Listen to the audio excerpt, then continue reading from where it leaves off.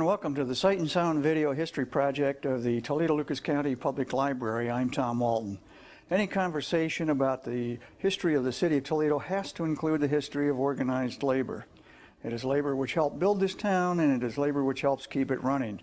In fact, Toledo is one of the most unionized cities in America. And today we talk to a man who's been part of that most of his life. He is the Executive Secretary of the Toledo Area AFL-CIO and Regional Director for the American Federation of State, County, and Municipal Employees. He is George Tucker, and George, this is a delight for me to get a chance to sit down with you. I'm looking forward to our conversation. It's good to be here. Thank you. Let's start by talking a little bit about your childhood. You were born at the height of World War II, and I believe April of 1942. Was that here in Toledo? That was in Toledo. Can you talk a little bit about your first neighborhood, your recollections of your first home? Well, the first neighborhood was kind of a mixed neighborhood. It was a buffer between a Polish neighborhood and what we called Goose Hill, where the prison is now. I don't want to say we was poor because everybody was in the same situation, so it was a real fun neighborhood to grow up in. We kept busy all the time. That's an interesting observation. We didn't know we were poor. A lot of us grew up in situations similar to that. It wasn't until many years later, I guess, you thought, well, there were some things we went without, but we were happy. Yeah, it was great growing up. You know, my parents was involved in a school. There was the neighborhood; they took care of you. If you was doing something wrong, they'd let your parents know before you got home. So it was really a fun neighborhood. Everybody looked out for everybody else. Correct. Your father was Clarence Tucker, but I believe he was known primarily as Buck. Is that right? Can you tell us your early memories of your dad? Well, my dad, I didn't know exactly what he did. He was chairman of Local 12 UAW for Mather Springs. And one time I was in a doctor's office with him and waiting to see the doctor. And he got a phone call, and that was before cell phones, so it was something for him to get a phone call at the doctor's, and he said, come on, boy, go with me, and we went out on Detroit Avenue, and there was about 100 guys out there, and we pulled up, and when we got out of the car, they all parted. And he got in an argument with the sheriff's deputies, and I was looking around thinking, what's going on, and what's going to happen to me if they take him away? But then I realized that, you know, he had some status, and he was working for the people, and I always remembered that. So it was as a child that you really got your first exposure to the labor movement? Correct. Through there and through Local 12 summer camp. That was an annual thing for us to be at Local 12 summer camp. You spent a lot of time at UAW summer camp, a lot of long bus rides. Where was that? That was up at Palmyra, Michigan, right over the line now. That's just a short ride now, but then we thought it was a million miles away. Yeah, you found out who Richard Gosser was at about that time. I remember you at Christmas time, that sort of thing. Yeah, Richard Gosser, I knew who he was because as kids we spent a lot of time at the Union Hall on Ashland Avenue cleaning it up. But then when he got in trouble and went into the prison, Richard Gosser, every Christmas we still got a basket and everything from him, and I always remember that. And remember what he did for the workers. Of course, he was one of the top executives in the UAW, regional director, I believe, for quite a time, and a big figure in the International Union. Yeah, and he did a lot here in Toledo also. Your mom was named Virginia Foley Tucker.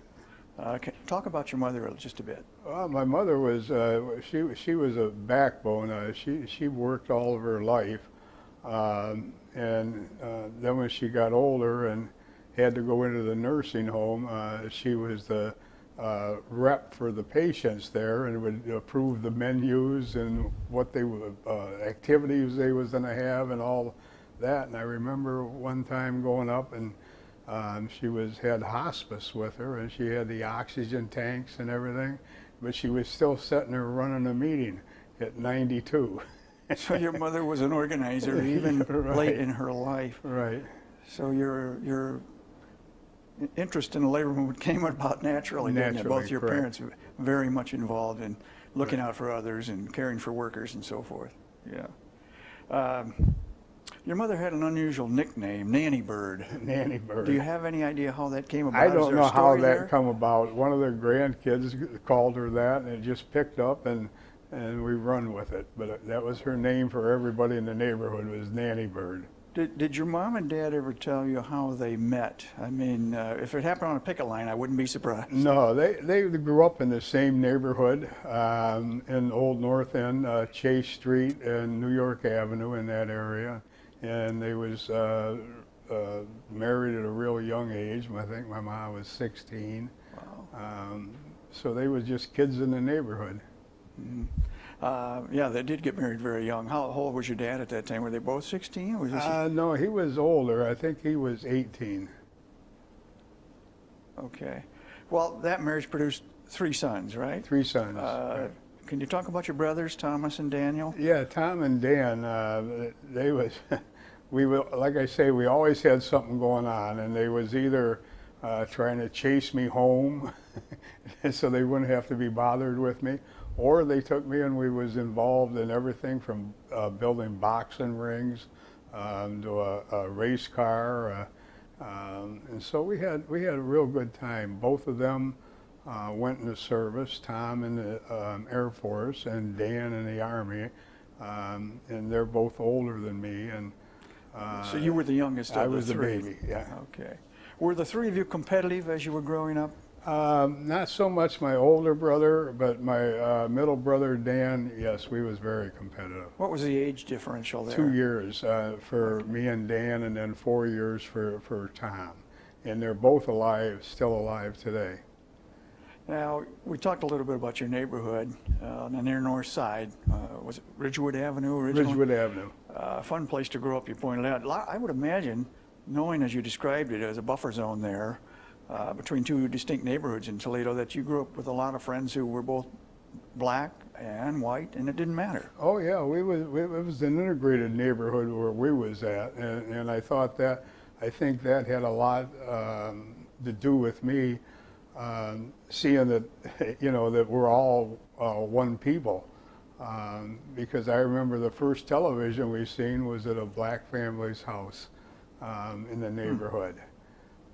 And we'd go over to their house, they'd come to our house, and we all had the same laughs and everything, and that carried on all the way through Hamilton School, which is now Leverett, and then Woodward. Mm-hmm. Where did you go to elementary school? It was Hamilton. Okay. That's now Leverett. And you were there K through? K through 8. So you spent 9 years in elementary school? Yep. We better clarify that. That Well, includes what we would call junior high today, I guess. Yeah, that was kindergarten through the 8th. Okay. Now, at some point, you and your family moved to Point Place. Yeah, When did that happen? That happened when they put the expressway 280 in. Did that take your home? It didn't take it, but it was right next to it. That home has been demolished now, but that's when we moved out to Point Place. I would imagine that that changed your life in several ways. A whole different part of town, of course, and I believe you've told me that introduced you to sailing. Yes.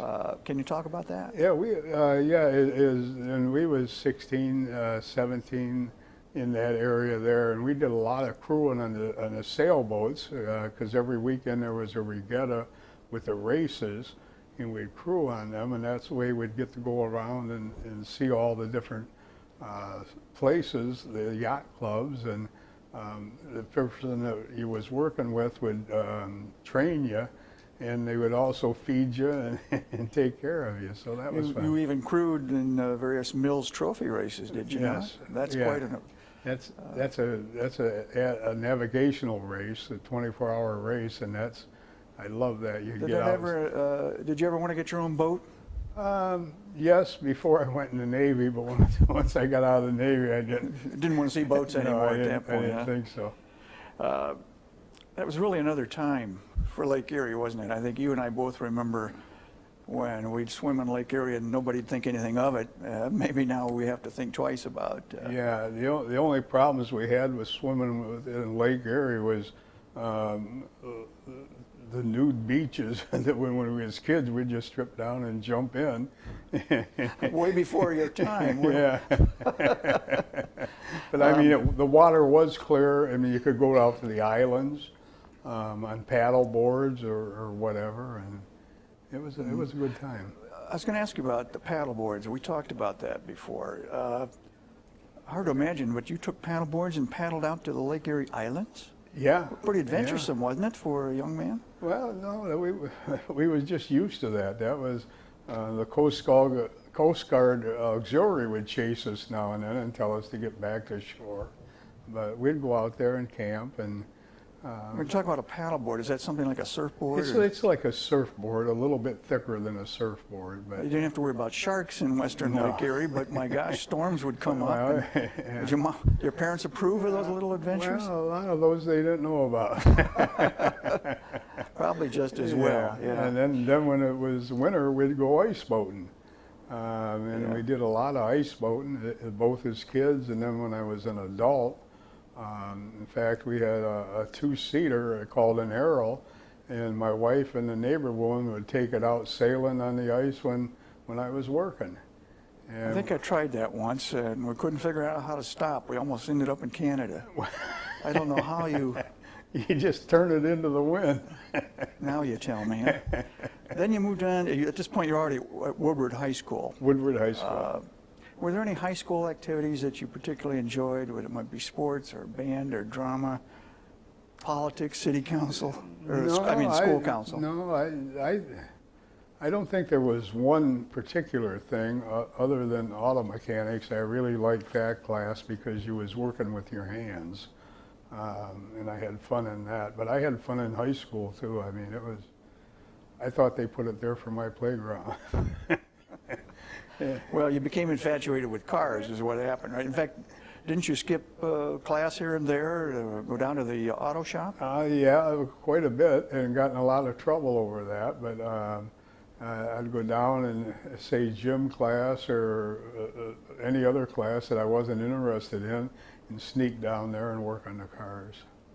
Did you ever think, gosh, maybe I have a future as an auto mechanic? I thought about it as a diesel mechanic, but then I changed my mind when I got in the Navy. You graduated from Woodward back in 1961, correct? Right?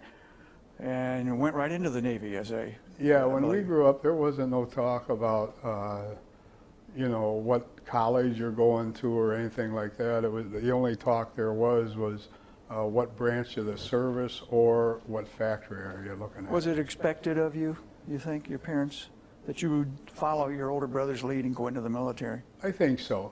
And I think that was a good choice because it taught you a lot how to be self-sufficient and to get out on your own.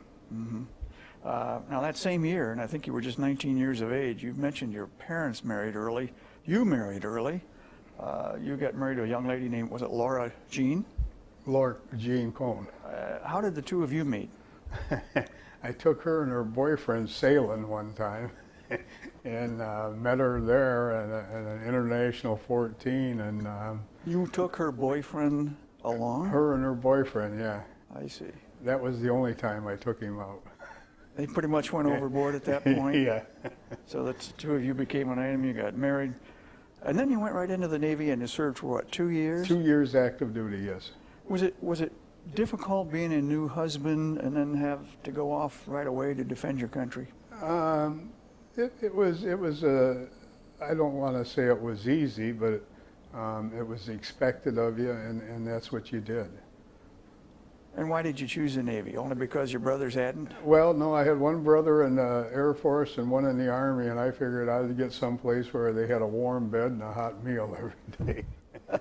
And you could see the world through a porthole, as they say. Yeah, except for the engine rooms didn't have portholes. Now, where did you spend your active duty? On the East Coast in Cuba. We was in Cuba during the missile crisis.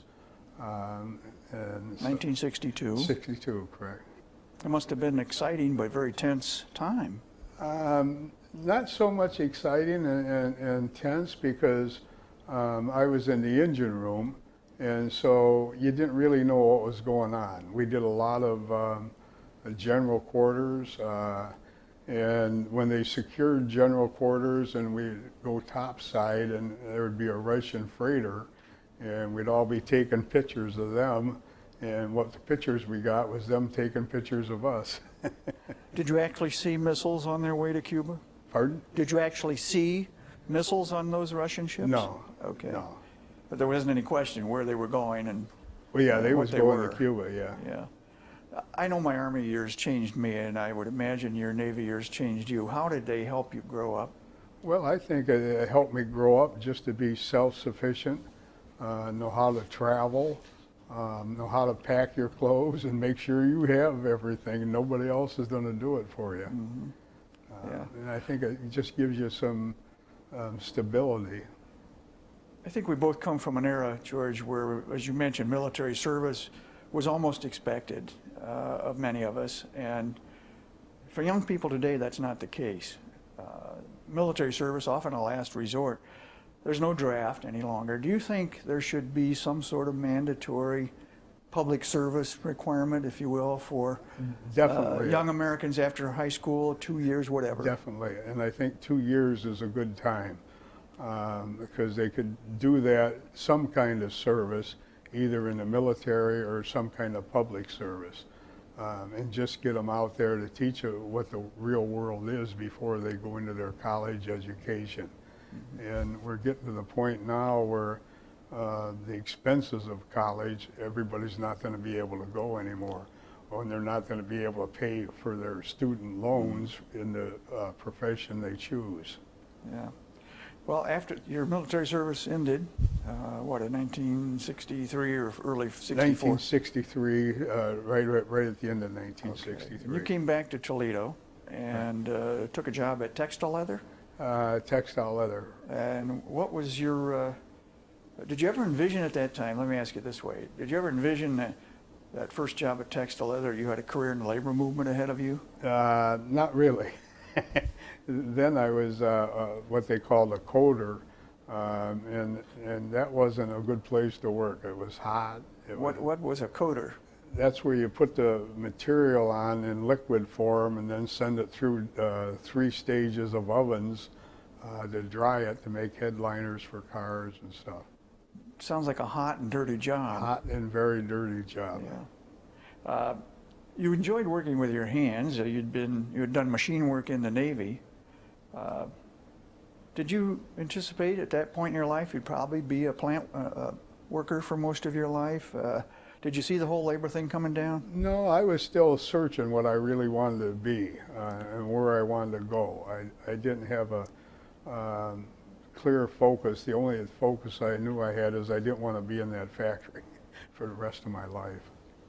Was there ever an epiphany moment for you where you saw something that just wasn't right? Perhaps it was the pay wasn't adequate, the working conditions were intolerable, and you saw something and you said, you know, this just isn't right, I have to do something about it.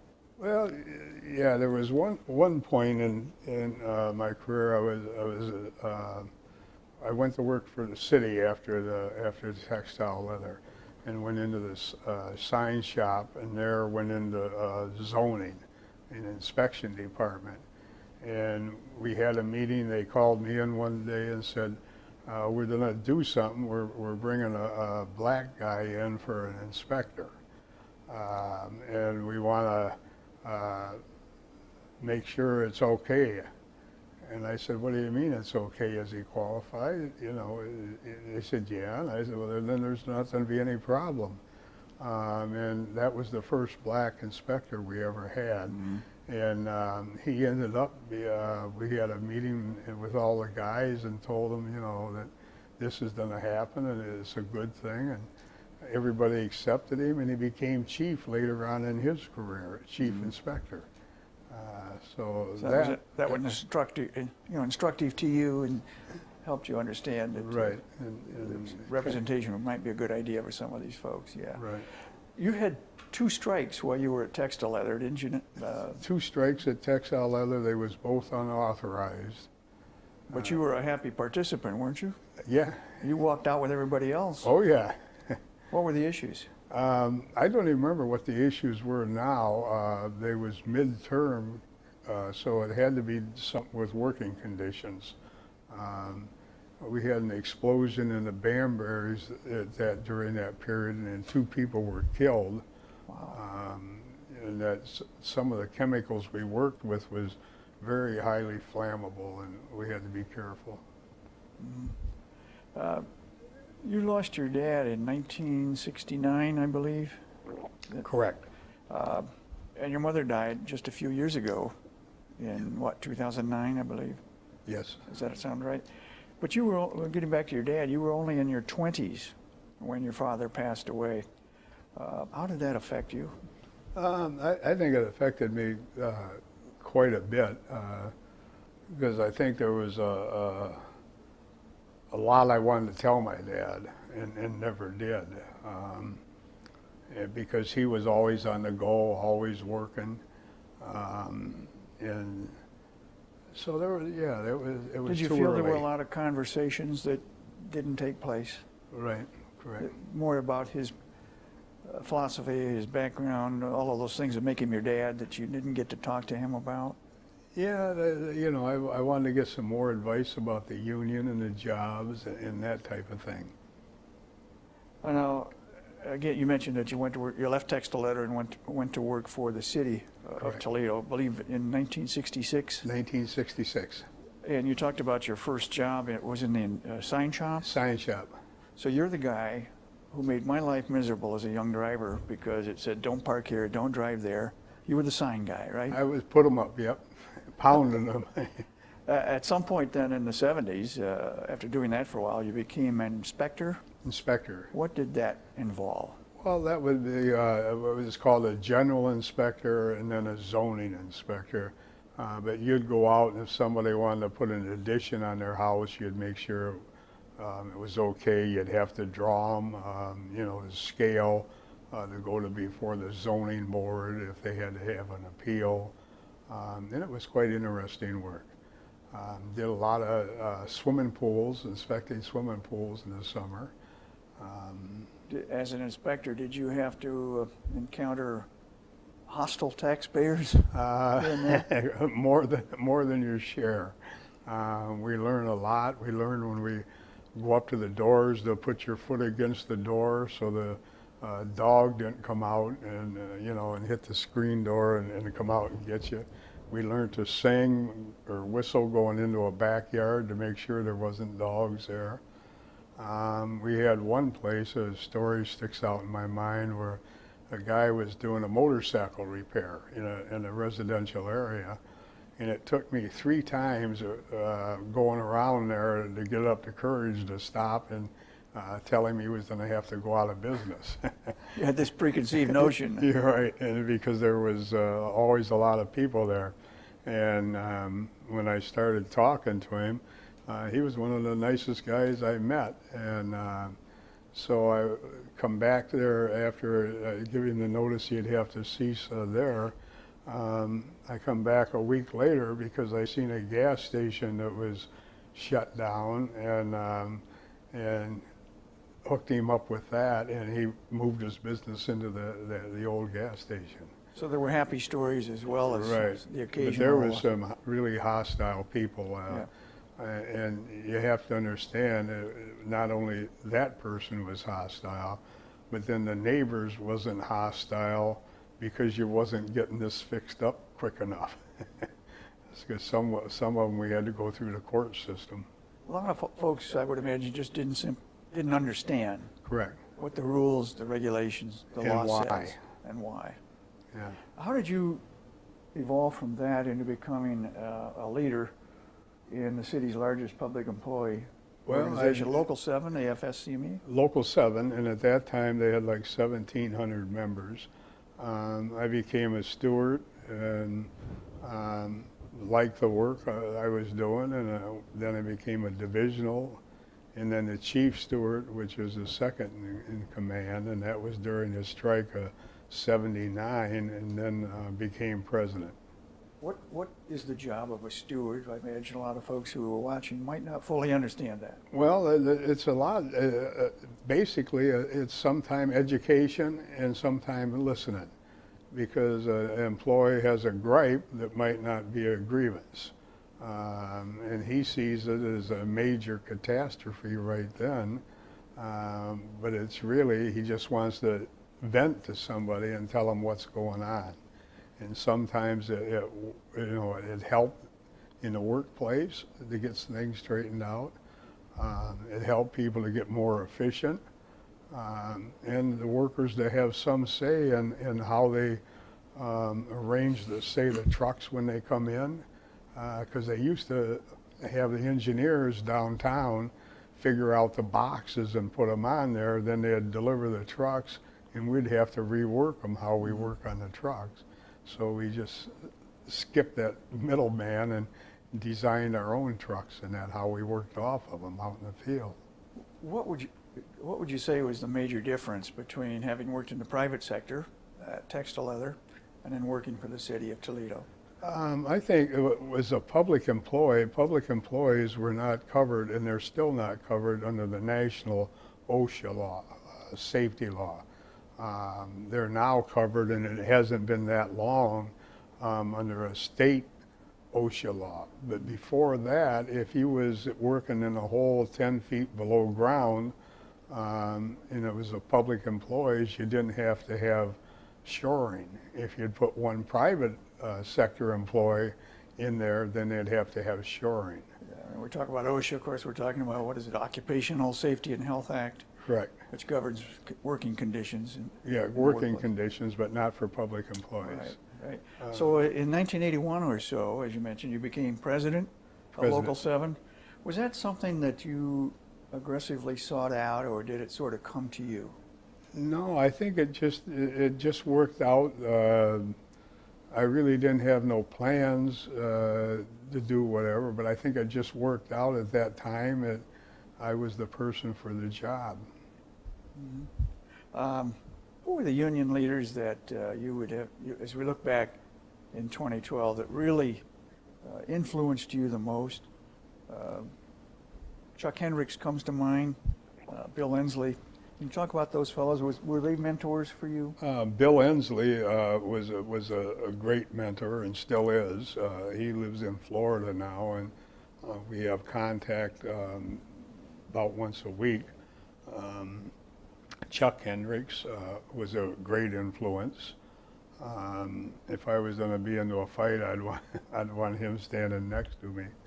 Of course, you have in the labor movement itself, you've got this Stormer. Dale Stormer was the head of the AFL-CIO back then. Him and Jack Free, Harold Lew from the Teamsters. As was Jack Free. As was Jack Free. And then Jack Free worked for us with the AFL-CIO as a political director. After that. All of them had an influence on you? Yeah, in some way. Uh-huh. In some way. Some of the leaders I didn't think too much of, but they was an influence on what not to do. You mentioned the 79, was it, strike? 79 strike. City of Toledo employees. City of Toledo, all the city employees, the police, fire, talk refuse. about that experience. Yeah, that was an experience, I think, for the whole state of Ohio, and I think that's what's brought about the collective bargaining bill was that strike, because that's the first time that we had all the safety forces and all the workers on strike. Police and fire. Police and fire. Even though wasn't it technically illegal? It was definitely illegal. And then we had the Ferguson Act, and you was automatically fired and heavy fines if you was on strike. So did you have to convince a lot of people this was the way to go? No. They were fearful of their jobs. No, they was ready to go on strike. What were the issues then? The issues then was pay, safety conditions, and just a whole mirage of things that build up. Was there a feeling that the city was taking advantage of the fact that striking by public employees was illegal under the Ferguson Act, and that they were taking advantage of you? Yeah, they definitely, and I just kind of chuckle because there was more strikes when we had that Ferguson Act than there is today By public employees. by public employees. Because now we have the right to strike and we have less strikes because we got a collective bargaining bill that lets us talk and negotiate. So what happened in 1979? Did it have to happen in order to get where we are today? I think so. I think it had to do that. It had to say that as public employees, we have rights as everybody else. And it was a strike that was, they was worried about shutting the water off. The television and newspaper was telling everybody to fill up their bathtubs with water. And in fact, we was making sure that we had enough people in there to run the plant. So it looked really like we was taking over the plants, but we was to keep them running. How long did that strike last? It only lasted 2 days. It seemed like a lot longer, but it only lasted 2 days, and a judge ordered us back to work.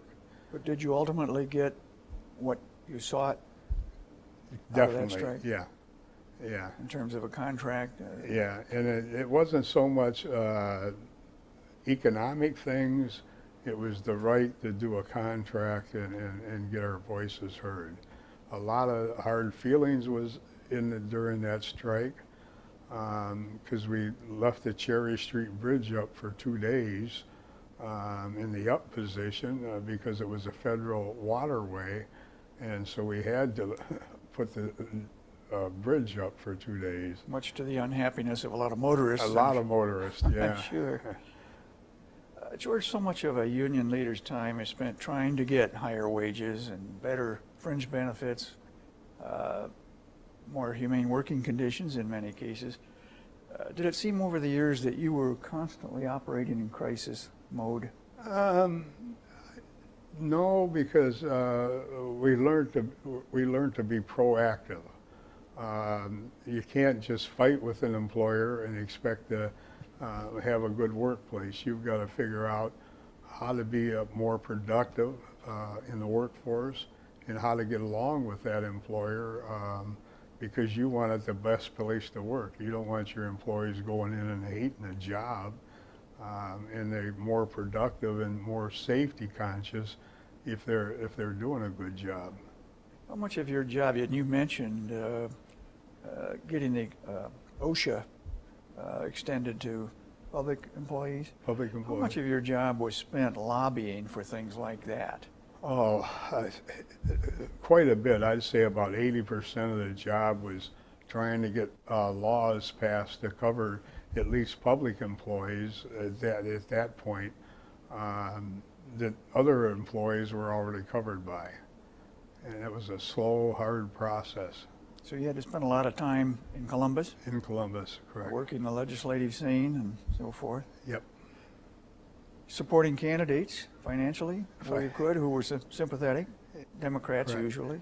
Yeah, not always. Not always. The influence of money down there, does that trouble you? Yeah, and it troubles me now that I think the whole election battleground has changed because of the outside money with just obscene amounts being given to candidates to get a job that pays hardly nothing. But it's a whole different thing out there, and I don't think a person right now, unless they're connected with somebody with a lot of money, is ever going to get elected. Yeah, I think unfortunately you're probably right. Unfortunately. Something else that's changed, and it's no secret that union membership has declined from the levels you and I remember from 40 years ago, nationally and in Ohio. Could it be that organized labor, because it has achieved so much of what it set out to do, has perhaps become a victim of its own success? I think that's correct. There's a couple things.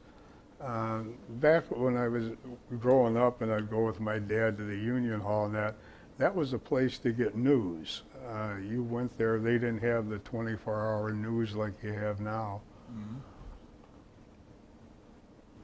So the person would go there and actually get news what's going on. They'd go to the union halls on election night because that was the only place other than standing downtown in front of the Blade to get their results. Not that that's a bad thing. No, but it changed now that everybody watches that.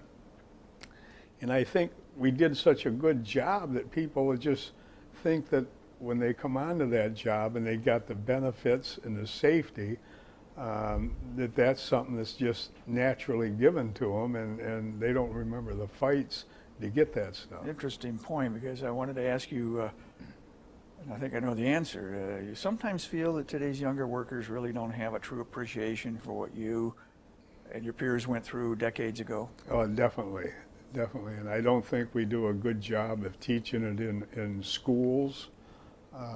The labor movement and what those fights were. You talk to some of these kids about the Autolite strike back in 1930s. It might as well be the Civil War or revolutionary times. Yeah, and I was just thinking of that before you said the Autolite, because I remember growing up as a kid.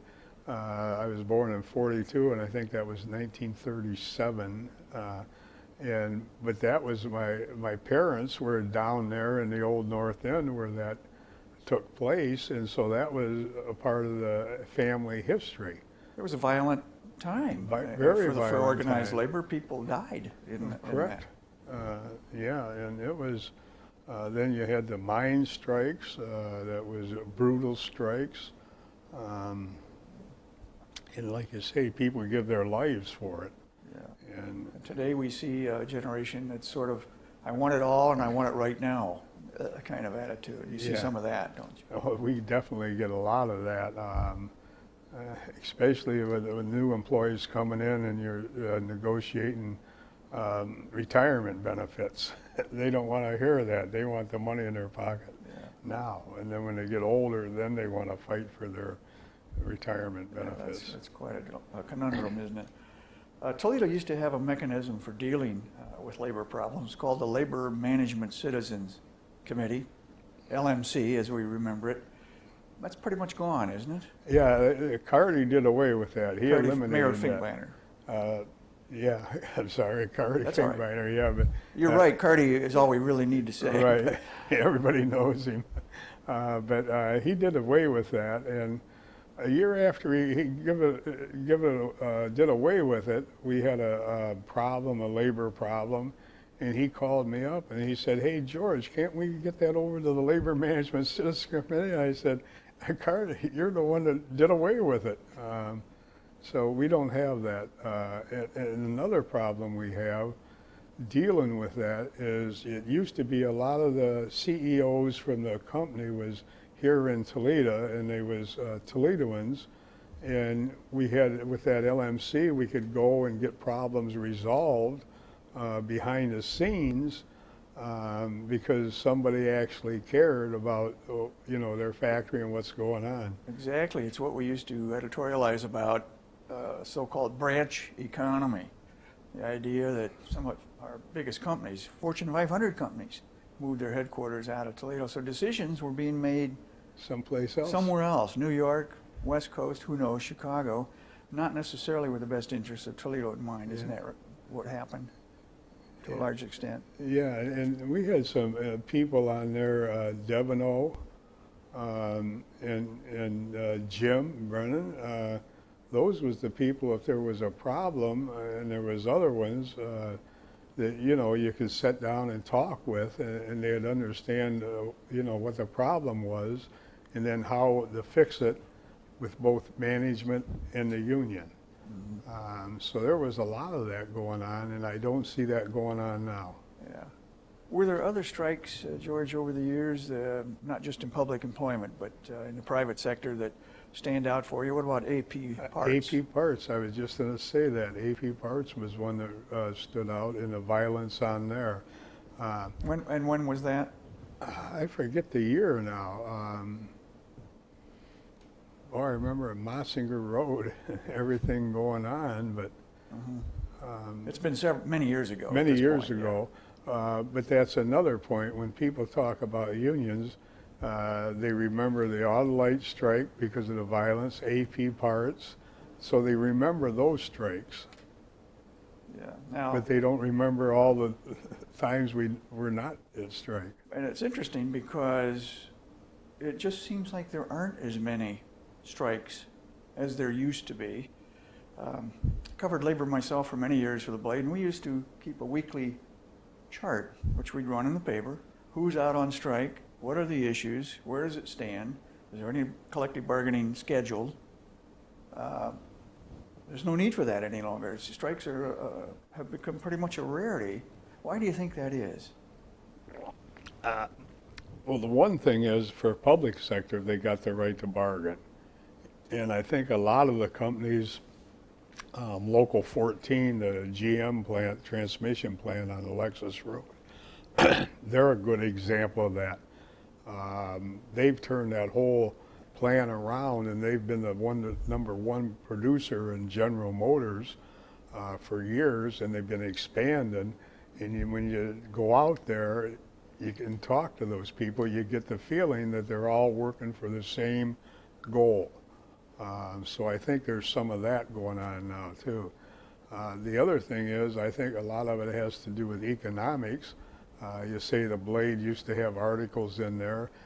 They used to have a reporter that covers labor, and they don't have the articles anymore or the personnel to cover labor that much. They put somebody in when there's a problem, but they don't really understand the inner workings and how things are happening and what's going on. It's interesting you mentioned the GM plant out on the Lexus, the transmission facility. It seems to me what you're saying is that progress comes when each side recognizes the importance of the other. In other words, management understands that a happy and contented and productive workforce helps management, and labor has to understand that management has goals and they should be mutual. Right, and there has to be some kind of rules in place, or else it'd just be mayhem. Talking about the GM plant, I went out there and they got break rooms, and they got computers and everything in their break rooms. And the HR guy was telling me they put them in there because they don't care if they pay their bills or send emails out on their break, as long as they're doing it on their break and not abusing it. And so I think that has a lot to do with it. Brings to mind one of the issues that you yourself raised often over the years, and that is the point that women often did not get a fair shake in the workplace. As we sit here in 2012, has that changed? Has that improved? I think it's improving, but I think there's still a disparity in what a female makes and what a man makes. So it's principally wages still? For wages. For the same work? But also, there's, I think it's not as much as it was, but it's like the race thing. We're making improvements all the time, but we're not there yet. When you negotiate a contract, don't you negotiate the same wage increase and the same wage levels for everyone? For everyone on the wages, but then in the facilities for them, how they get chosen, because if you go through, you'll see in the higher ranks, and it's a lot different now. There's a lot fewer women the higher you go up. So there are ways to hold anybody down if they Right. choose to do that. I think that's changing. We got a ways to go, but and now you got women that they may be fighting in combat with you. How do you feel about that? I've got mixed feelings. If it would be my daughter, I don't want her there. But I think it depends on the person. If they've got the ability to do that and they've got the desire to do that, then I think it's okay. Now, so often we hear criticisms of unions, especially public employee unions, that public workers are paid too much, not too little, or they have expensive benefits not generally available perhaps in the private sector. I'm guessing you take a different view. Oh, definitely, because when people look at that, and they usually look at the pension plans, what they don't realize is public employees aren't covered under Social Security. So they've got their own pension plans, and the employees do contribute into that pension fund. Most of them do. There are some instances where the employer pays the whole tab on that, but that's because it was cheaper to give them, pick up 2% of their retirement than it was to give them a 2% raise. So that's how that came about. What would you say is the tougher job, and you've done both, being a shop steward or perhaps being an officer of the union? Oh, definitely, it'd be the shop steward, because they're the ones that that person sees and recognizes, and he's the one that they're going to get a hold of and chew out. And Sort of be the equivalent of a staff sergeant in the Army, well, staff sergeant between you and the lieutenant. A staff sergeant in the Army, a steward, or a foreman in a factory. Mm-hmm. The foreman is caught the same way in between. Now, you had to deal as a shop steward with, you talked a little bit about grievances earlier. Does that tell, let's say you have a shop where with a unduly high number of grievances, does that tell you that's a bad shop, or that there's another problem going on regarding communication or whatever? Yeah, I don't think there's such a thing as a bad shop. I think it might be a bad atmosphere, and you got to figure out why is that. I can go through a grievance log and tell you what departments and that has got problems. It's a problem for management and the union, and we need to straighten those out. But weren't there times when you'd go down that list and a particular grievance would jump up and you'd say to yourself, this is not a grievance. This is frivolous. This is something we can take care of without it rising to the level of a grievance. Did you sometimes have to sit down with a worker and say, we got to work this out, but this is not grievable? We would tell it's best for a steward in that shop or the higher up that comes in, the divisional or whoever, to tell that person, this isn't a grievance. It's a gripe, but it's not a grievance. So we gotta, but they sometimes still want it to go forward. And some grievances we do because we want to get it in front of management so they know what the problem is. We know we're not going to win on the merits, but we're going to sit down and discuss it. But we tell that employee up front that this is an aggrievable matter. The boss doesn't like me is a gripe, not necessarily a grievance. Right. Okay.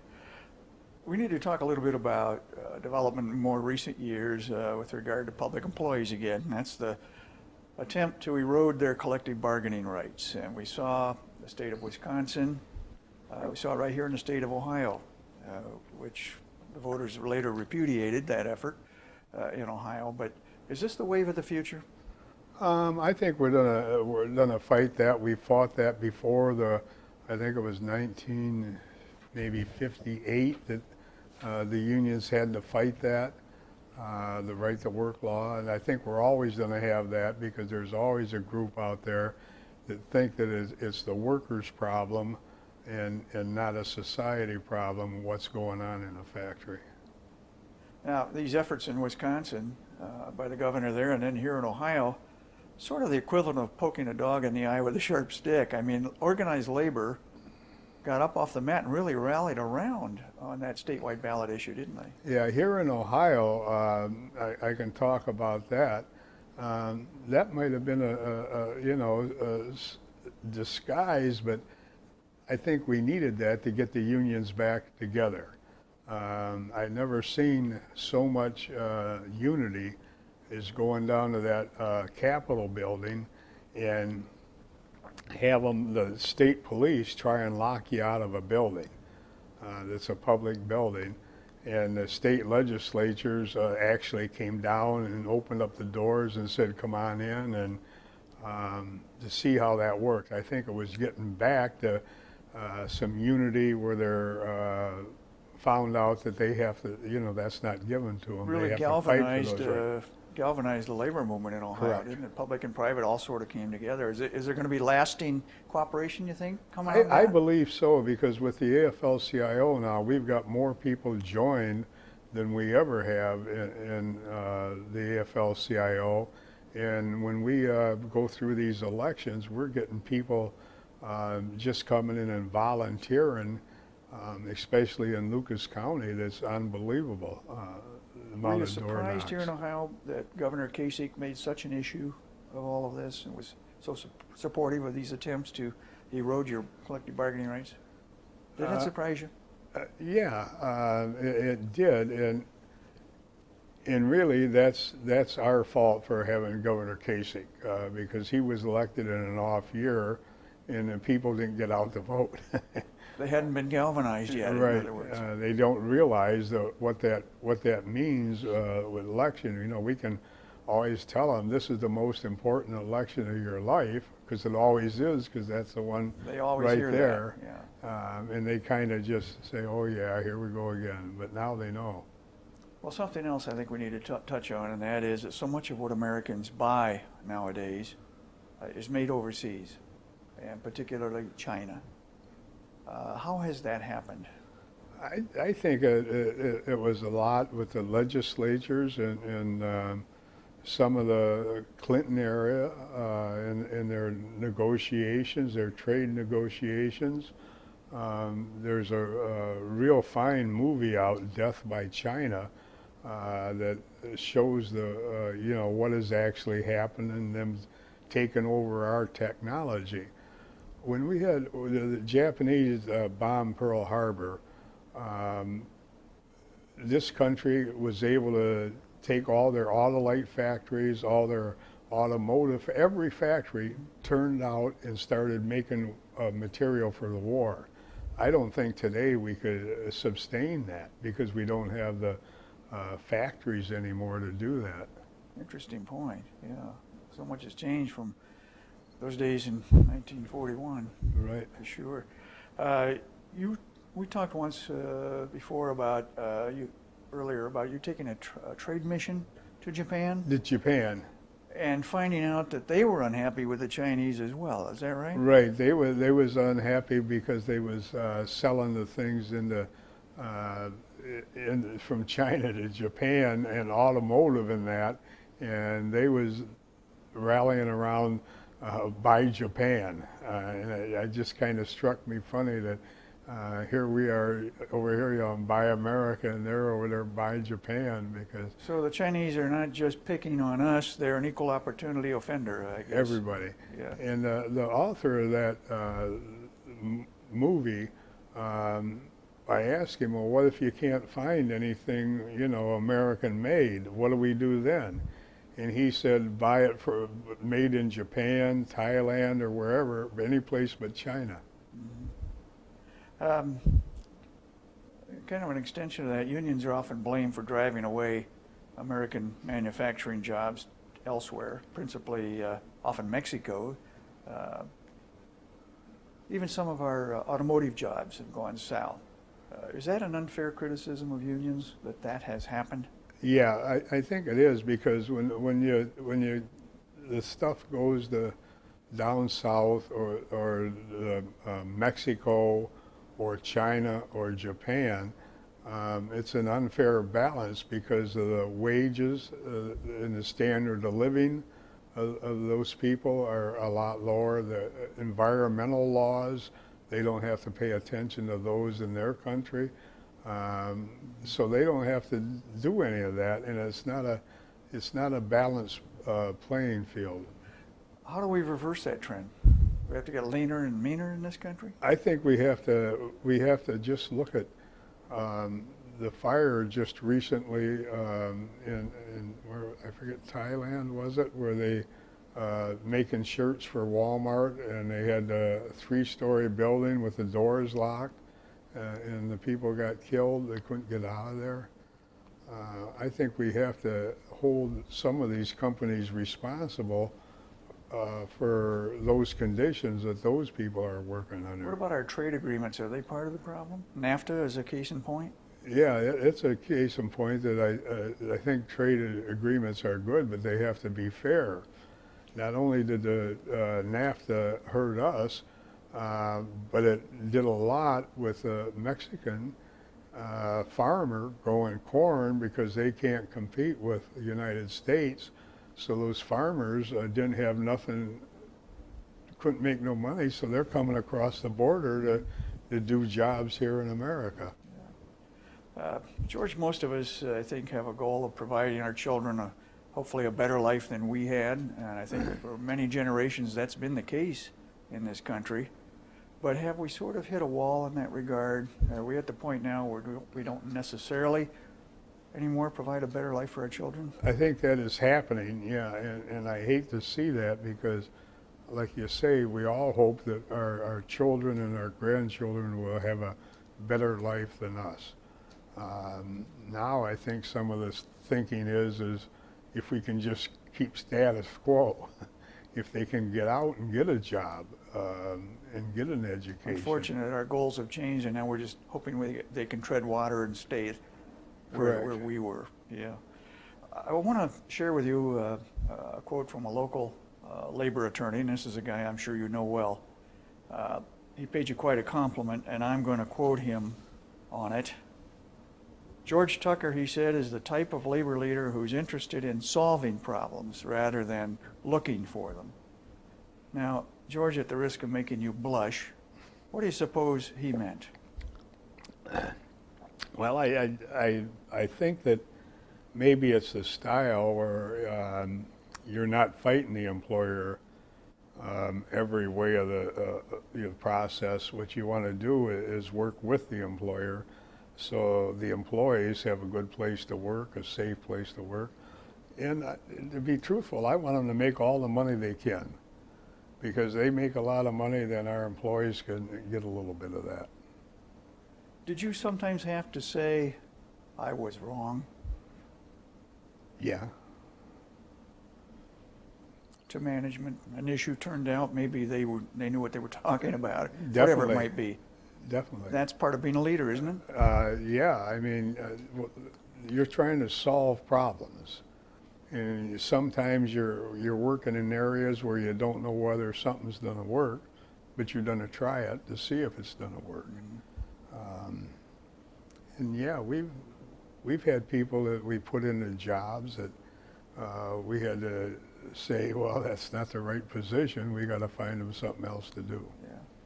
Can you talk about some of the mayors that you've had to work with over the years as Toledo labor leader, Harry Kessler, Bill Ensign, Doug DeGood, some of those people? Can you talk about those folks? Doug DeGood was the mayor of when we was on the strike in '79, and so we called him D-Bad, Doug D-Bad.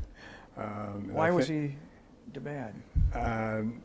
Because I think that was a strike that didn't happen just overnight. It built up over years, and it really didn't have to happen.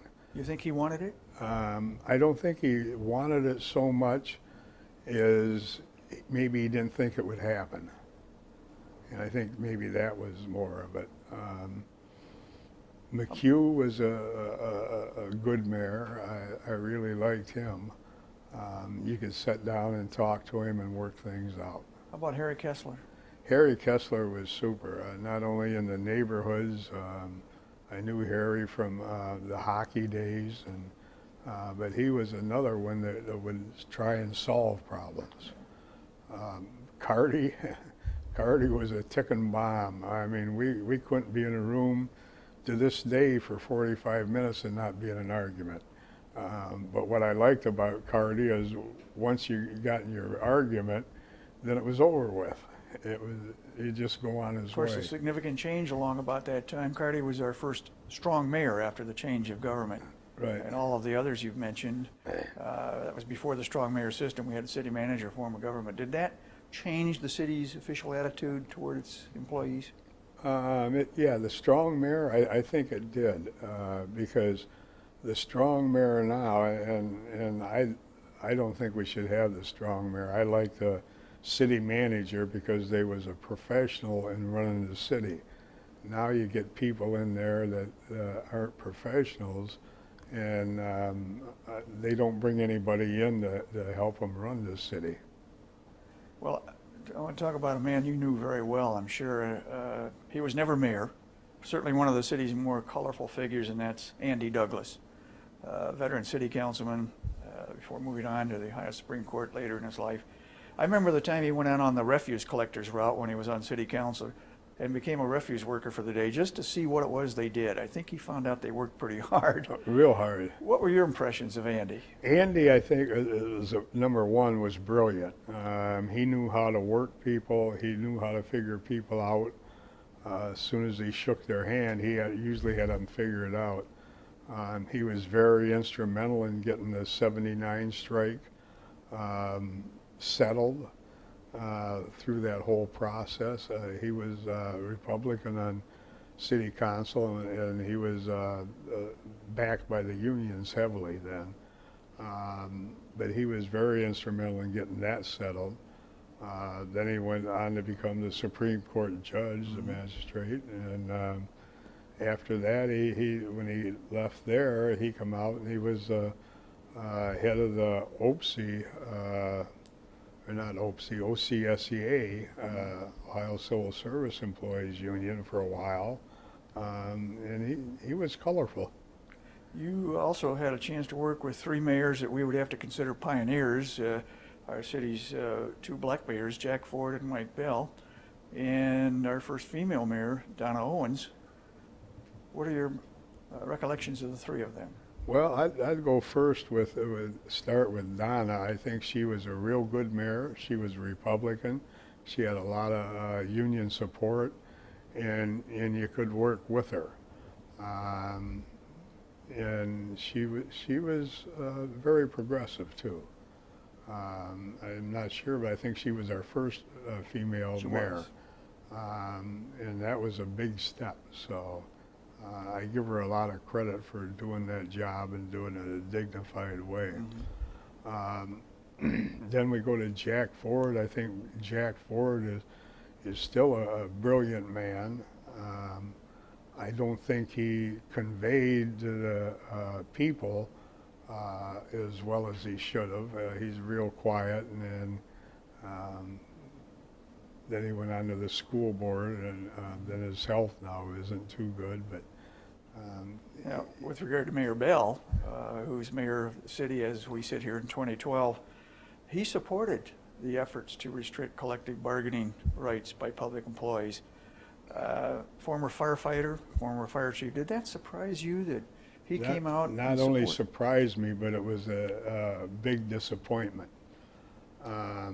Because I knew his family, Norm and his mother, they grew up basically in the same neighborhood that I did. They live on Stickney Avenue, I believe, and and still live there. And I thought Mike would be a lot better mayor than he is. I don't think Mike is really a good mayor. I don't think he connects with the neighborhoods. I was in a church in the inner city talking to a minister, and he said, it would be good if Jack would stay home from China and go through the neighborhoods. Mike. Mayor Bell. Yeah, Mayor Bell. Yeah.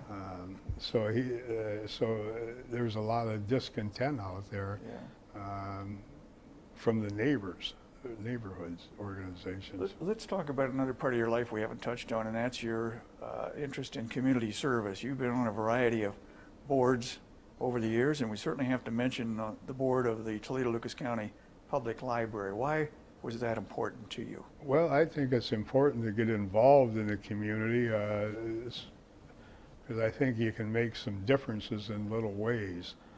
The Toledo Lucas County Library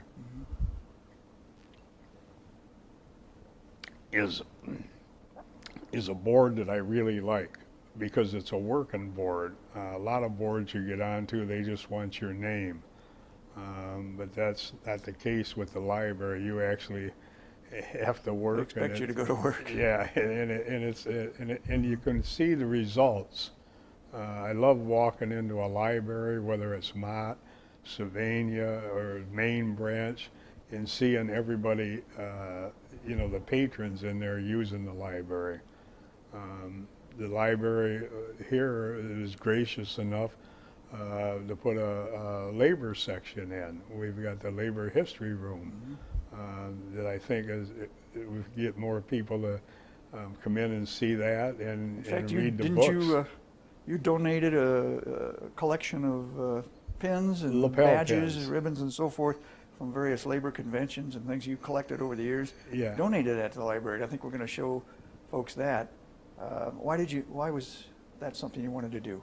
Well, I think they're just interesting. I think people like to look at them, like the one here. I get a lot of comment, what is that? Well, that's the one I got from the Department of Labor. But it just shows you on those badges, a lot of those little badges, lapel pins, show, what the people do and how many there is. And I think it's just something that's curiosity. I know you collected a few also from political conventions. You were a delegate to the Democratic National Convention. In fact, in 2008, you supported Hillary Clinton for president. Do you think we'll see a female president in our lifetimes? I think so. I don't know whether it be in my lifetime, but yeah, I think we're going to have a female president. You think she could be the one? I think, yes, she could have.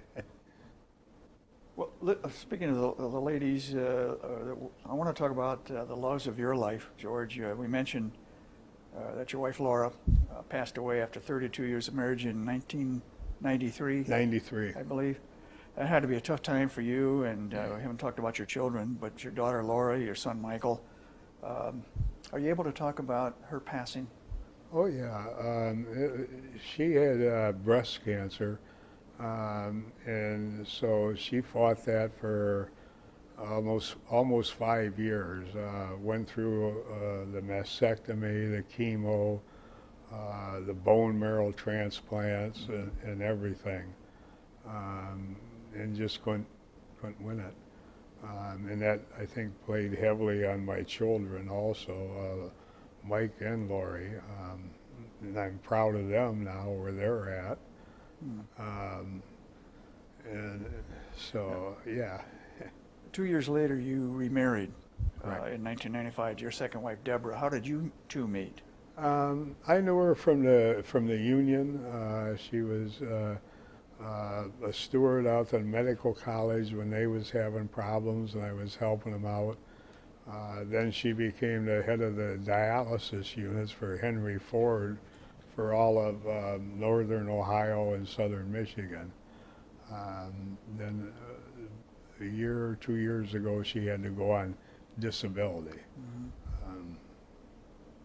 One of your passions away from work, I know, is hockey. You coached hockey, and teams that you coached won, I think, 4 different championships. 4 state championships. State championships. How did your love of hockey come about? Was it those years in Point Place? There was a lake, frozen. Yeah, it was basically, that's what it is. My boy got interested in skating before he started school, and we'd go out and do that, and just progressed from that. And I knew Harry real well. So Harry Kessler, I'm sorry, Harry Kessler, and he coached hockey, and so then I got my son involved. Then we got on the travel teams, and had the 4 state champions. Took a team to Sweden. How old were these youngsters? When we went to Sweden, they was 12 and 13 years old. What a trip for them! Yeah, it was 23 kids. That was. My gosh. So you were part custodian, part. Well, yeah, I was. Yeah, coach. I was the manager, so I had to carry all their records, their releases. I had to make sure their housing was okay because they stayed with the Swedish families. The joys of being the coach of a traveling team. Yeah, it was a lot of work. We did a lot of 3 days, every weekend out. You played golf or hockey as well, did you not? Well, yeah, but that was just in an adult league. It was what they called slow puck. No checking. And so supposedly no checking. Supposedly, yeah, that's the operative word there. Yeah. And I know you love golf. Do you get to play as much as you'd like? Not anymore. Since I had a bout with the cancer, I get fatigued on the last 18 holes, the last 9 holes of playing 18. I know that you have another hobby and we need to talk about briefly, and that's antique cars. And this sort of gets back to your love affair with cars. It's sort of lifelong.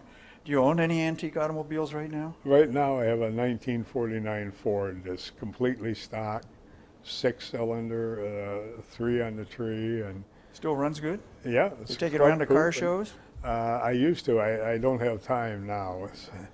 Any other old cars that you used to have? Well, I used to have a 1940 Chevy with a 454 in it, and that thing would move. It would